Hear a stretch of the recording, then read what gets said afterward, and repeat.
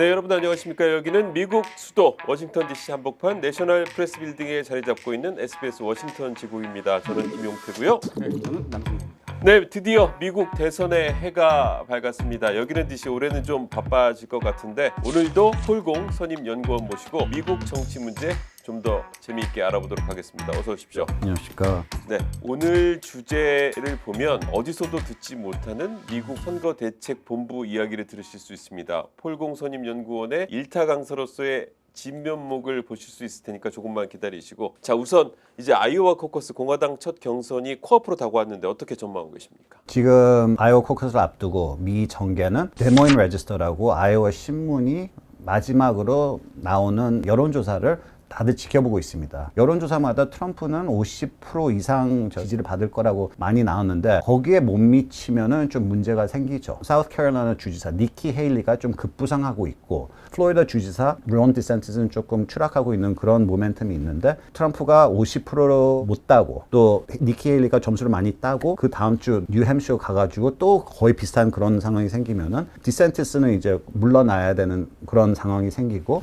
굉장히 중요한 의미가 있겠어요. 그렇죠. 아이오와에서 어떤 수치가 나오느냐가요. 그렇죠. 아무리 니키 헤일리가 급부상하고 자기 주에서 트럼프가 이기면은 사실 그때는 니키 헤일리도 물러나야 되는 거거든요. 자기가 주지사를 한 주에서 트럼프 후보한테 지면은요, 거기는 이제 미래가 없어 보이는 거죠. 네, 이렇게 미국 정치 일정, 대선 일정은 차근차근 진행될 예정입니다. 그러면 자, 본격적인 대선 국면에 진입하기에 앞서서 미국의 대선 선거 대책 본부는 어떻게 운영되고 있는지 어디서도 들을 수 없는 내용을 오늘은 준비해 봤습니다. 미국 선거 때마다 나오는 코커스와 프라이머리, 뭔가 좀 헷갈리실 수 있는데 간단히 정리를 하고 가자면, 미국은 경선을 치를 때도 직접 후보를 뽑는 게 아니라 그 후보를 뽑을 대의원을 뽑습니다. 근데 이 뽑는 방식이 당원들만 모여서 뽑는 코커스가 있고요, 일반인들도 신청을 해서 그 투표에 참여할 수 있는 프라이머리가 있습니다. 당원 대회인 만큼 코커스는 그냥 당이 주관을 하고, 프라이머리는 일반인들도 참여를 하기 때문에 주 당국이 관리를 하는 그런 차이가 있습니다. 이런 선거 제도 차이뿐만 아니라 선대 본부도 구성이 우리나라와는 좀 차이가 있을 것 같은데, 그 부분에 대해서 한번 설명을 해주시길 부탁드리겠습니다.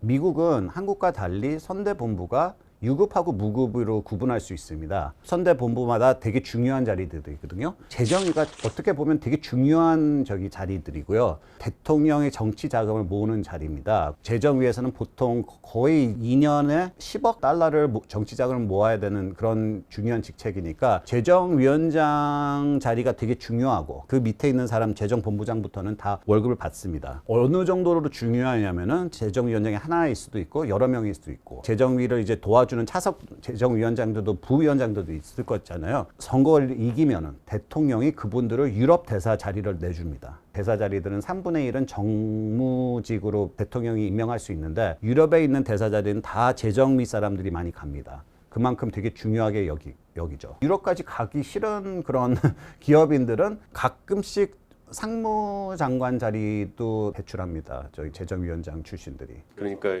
돈을 많이 끌어온 사람들에게 나중에 정권을 잡게 되면 확실히 보상을 한다, 뭐 이렇게 이해하면 되겠군요. 맞습니다. 10억 달러면 한국 돈으로 1조 3천억 원 정도니까 엄청난 액수긴 하군요. 그럼 이제 구체적으로 들어가서 선대위원장부터 시작해서 쭉 어떤 역할인지 좀 설명해 주시죠. 트럼프만 해도 지금은 현재 선대위원장이 없습니다. 선대위원장 없는 캠페인도 있습니다. 2012년 오바마 재선 때만 해도 35명이 선대위원장이라는 자리를 같이 차지했습니다. 따져보면은 민주당의 계파들을 다 대표하는 사람들이에요. 다 민주당한테 중요한 인물들을 한 명씩 다 배출하고 35명을 뽑았거든요. 그래서 그것도 선대 본부마다 다 다릅니다. 약간 상징적으로 막 그렇죠. 그렇게 안배를 해준 거군요. 그렇습니다. 2년짜리 거의 스타트업 같은 거거든요. 선대본부라는 건. 선대본부장은 스타트업의 CEO죠. 2년 동안 돈이 잘 들어오고 돈을 잘 쓰는지 다 관리하고 되게 힘든 자리입니다. 보통 2년 사이에 한 번은 교체되는 그런 분위기고요. 그 2년인 이유는 뭔가요? 이게 4년마다 선거가 열리는. 이제 보통 중간 선거 끝나고 나서 이제 다시 본격적으로 대선을 준비하니까, 한국과 달리 미국은 거의 2년어치 선거 운동을 합니다. 한 선거를 앞두고. 전략실장이라는 거는 이제 여론조사, 폴링을 담당하고 그 폴링 자료를 통해서 전략을 짭니다. 여론조사 틀리게 하면은 전략도 이상하게 되고 잘 안 풀리는 케이스인데, 보통 전략실장은 이제 보통 후보가 이기면은 되게 돈방석에 앉는 사람입니다. 돈 받으러 이제 여러 세계를 다니면서 계약을 맺고 여론조사를 하고 다닙니다.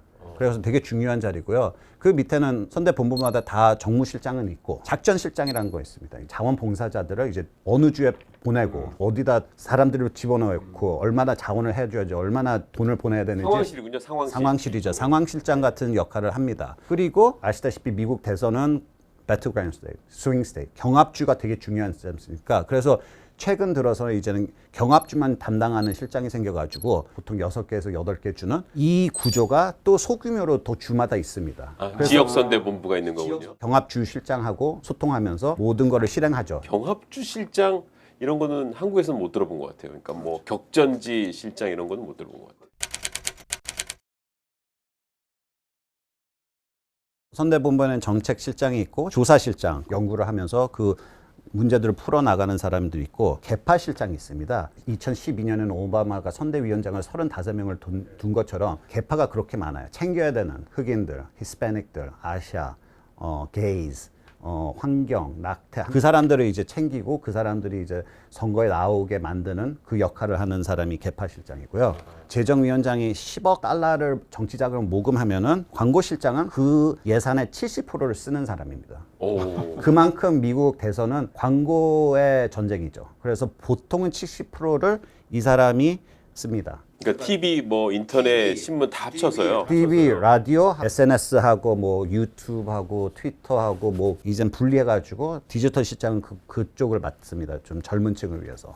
그래서 이 자리가 되게 중요한 자리죠. 우리나라에서는 법적 쟁송으로 갈 수 있을 만한 수준의 얘기들도 서로 오가면서 계속 그 광고로 그렇게 싸움을 벌인다고 하는데 그 부분이 맞습니까? 네, 맞습니다. 그 역할은 공보실장이 많이 하죠. 공격하는 거는. 거의 공보실장이나 공격실장이라고 할 수 있는 매일같이 뭘 던지면서 싸움을 시작하죠. 근데 트럼프 후보만 해도 사실 자기가 공보실장 역할을 하거든요. 그렇죠.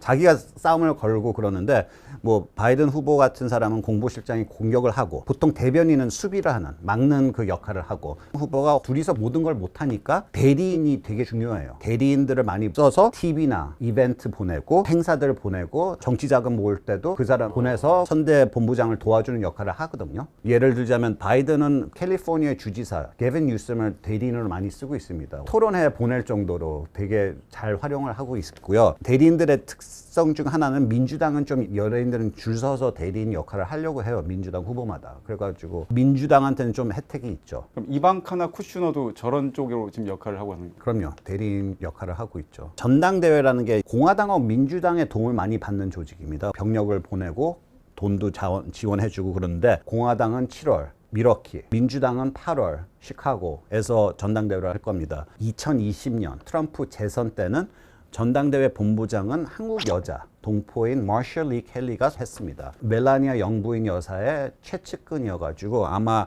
올해도 그 역할을 다시 할 거라고 믿습니다. 그러면 이제 다음에는 무급으로 넘어가 보겠습니다. 네, 여기는 이제 무급으로 활동하는 중요 인사들인데요. 자문위원회에 또 국내 정책팀이 있고 외교안보 정책팀이 있는데 자원봉사니까 수십 명, 수백 명이 들어올 수 있거든요. 대통령 후보가 선거를 이기면은 거의 4,000자리 넘게 정무직을 이제 임명할 수 있는데 그 자리들을 이제 탐내는 사람들이 여기 보통 자문위에 있죠. 그러니까 뭐 외교안보 전문가고 내가 뭐 아시아 정책 전문가인데 거기서 정책 자문을 무료로 해주지만 나중에는 무슨 동아태 차관보 이런 자리 하나 얻을 수도 있겠다 뭐 이런 얘기입니다. 그렇습니다. 그리고 인수위도 뭐 한국도 있지만 되게 중요한 자리거든요. 인수위는 보통 선거 경선이 끝나면 생기는 조직이에요. 그래서 보통 대통령 후보이 되게 중요하게 여기는 되게 사람을 위원장을 시킵니다. 정무직이 4,000개나 있으니까 후보들을 추천하고 이기면은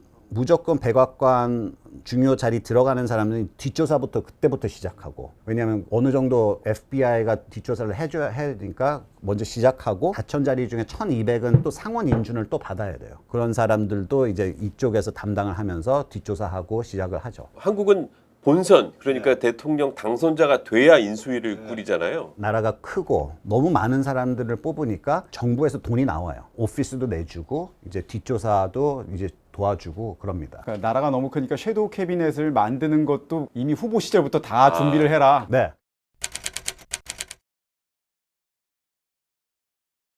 부통령 검증위원회라는 것도 있는데 2000년에 그때 당시 부시 텍사스 주지사가 출마할 때 부통령 검증위원장으로 자기 아버지가 대통령 할 때 국방장관을 딕 체이니를 임명시켰어요. 근데 딕 체이니가 부통령 검증위원회를 운영하면서 결국 자기를 셀프로 추천했어요, 대통령한테. 그래가지고 영어로는 좀 농담 삼아 부통령 검증위원회 자기를 선출한다는 말을 pulling a chaine이라고 합니다. 그냥 동사로 씁니다, 체이니를. 2008년 오바마가 대통령 후보일 때 부통령 검증위원회 멤버 중 하나가 케너디 대통령의 딸 캐롤라인 케너디였거든요. 이 사람이 나중에 바이든을 뽑았지 않습니까? 그래서 고마운지 바이든 대통령은 이번에 취임하자마자 그분을 호주 대사로 보냈어요.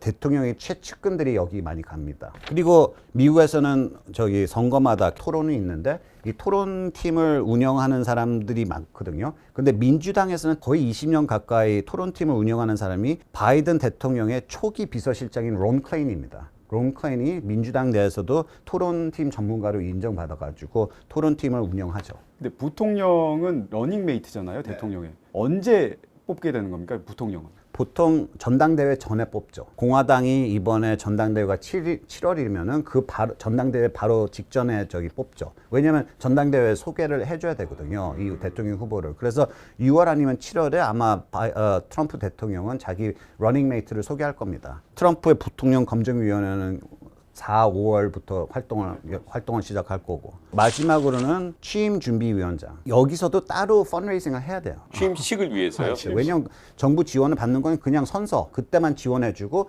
워싱턴의 경찰 비용 그것만 어느 정도 해주면 크게 파티를 하고 싶어하는 대통령 당선인들이 있는데 그거를 위해 또 따로 펀드레이징을 해요. 정치자금을 못 준 사람들은 이게 마지막 기회다 하면서 당선인한테 잘 보이려고 그때 와장창 취임준비위원장한테 돈을 갖다 바치죠. 그러니까 내가 A 후보한테 사실은 배팅을 세게 했는데 B 후보가 당선이 돼버리면 뜨거 그러면서 우리 사실 잘 지내봅시다 하고 B한테도 이제 그때 정치자금을 지원해준다 뭐 이런 얘기군요. 16년에 트럼프가 이례적으로 선거를 이겼잖아요. 그때 진짜 취임준비위원장이 정치자금을 너무 쉽게 모금을 하고 너무 많이 받다 보니까 좀 부패가 생기잖아요. 부패가 생겨가지고 검사들이 그 돈을 회수한 게 케이스가 있습니다. 네. 국가에서 가장 중요한 대통령을 뽑았는데 그 취임식에 국가의 예산이 아닌 자기가 따로 펀드레이징을 해가지고 행사를 한다는 자체가 참 우리나라랑은 많이 정치 문화가 다른 것 같습니다. 근데 한국에서는 이제 여의도에서 하는 선서식은 그래도 미국으로 치면은 그거는 비용이 나오거든요.